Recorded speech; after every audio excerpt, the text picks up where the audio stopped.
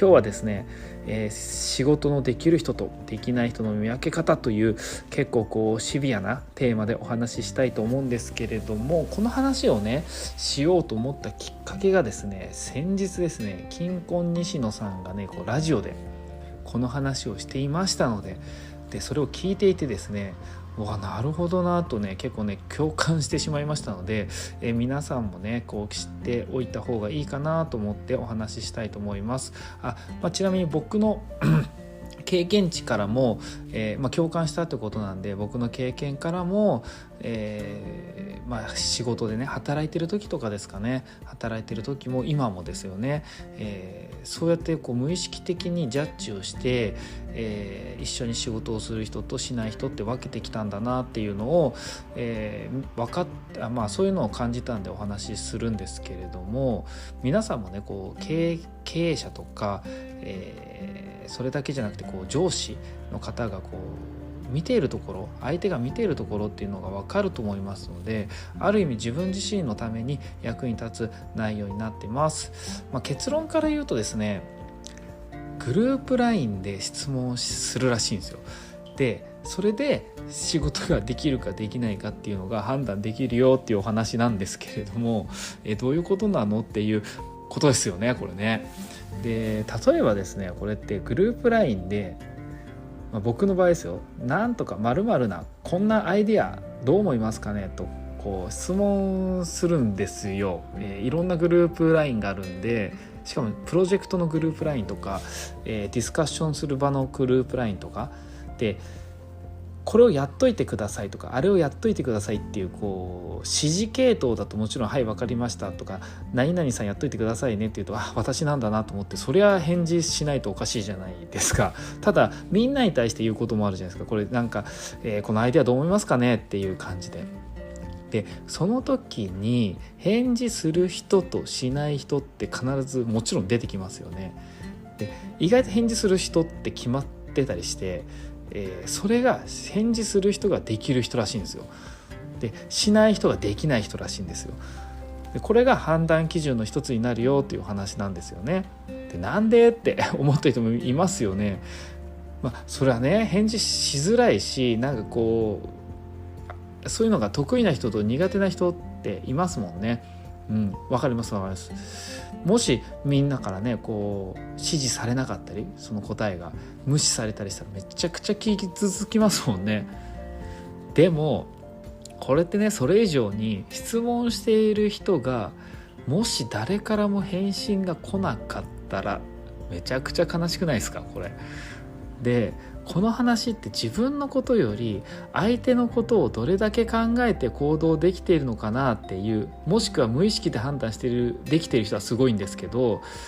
それがね判断材料になるってことなんですよね。誰かが答えるから自分は答えなくてもいいよねって思うのが普通というか、皆さん多分結構な人そうだと思うんですよ。でこれってねただの自己防衛であって、もしねそういう人ばっかりの、今のうちの思い返すとそういう人結構多いっちゃ多いんですけど、確かに意見言ってくれる人いるとすごい助かるなって思うんですよね。プロジェクトが先に進みますし、ディスカッションがもう前に行くんで、ただ僕だけはベラベラって喋ってるだけじゃないんでね、そういうことだと思うんですよね。で会議とかでも今話したようにあって、度胸はいりますよね。確かにみんなの前で、しかも顔合わせしたことない人もうちの場合はいるんで、慣れてくればねっていうのと、あと飲み会とかで顔合わせしてたらもしかしたらこの状況が変わるのかなと思うんで、確かに一度飲み会とかやった方がいいかなとは思うんですけれども、顔合わせですよね。で僕もね結構今ではあまり気にせず意見を言えるようになりましたけど、やっぱ昔はドキドキして言えなかったかもしれないですよね。自分の知識が薄いからだと思うんですけど、でも社長とか上司、クライアントにちゃんと意見を言うようになってから結構気に入られたりとかですね、可愛がられたりするもんなんですよね。経営者や偉くなればなるほど誰からもね意見を言われなくなってくるんですよね。だから孤独になってくるんですよ。でその時に意見ちゃんと言ってくれる人ってとても貴重で大事にしたくなるんですよね。で僕も年取った今だからだんだん分かるようになってきて、うわ孤独になってくるし、誰もこう注意してくれる人とか意見言ってくれる人って減ってくるんだなと思って、よく分かるんですよ。その気持ちが分かってくるようになっちゃったんですよね。で僕の場合はね大成建設の設計部にいた時は、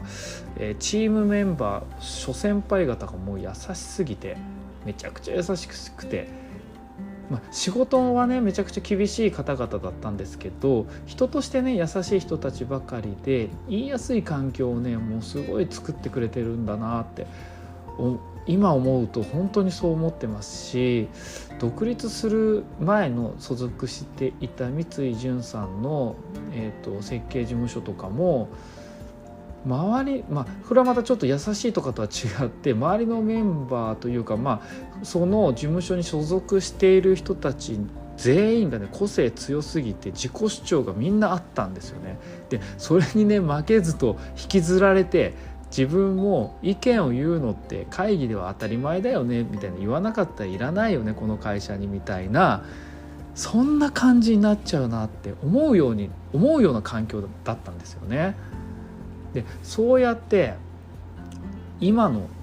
自分の状況をよく思い返してみるとですね、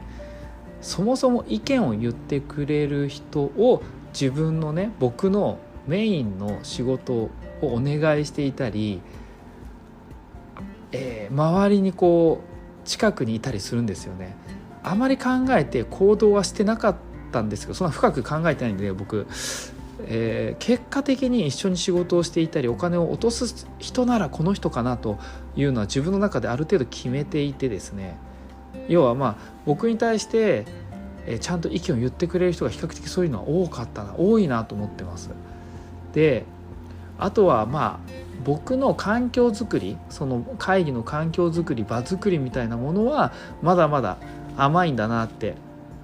反省点はかなり多々あるんですけれども、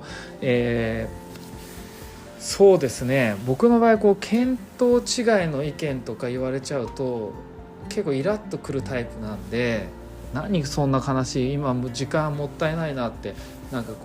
そういう人の話を聞いてるとね、会議でみんな集まって時間いただいてるのにベラベラと自分の話をしてたり、くだらない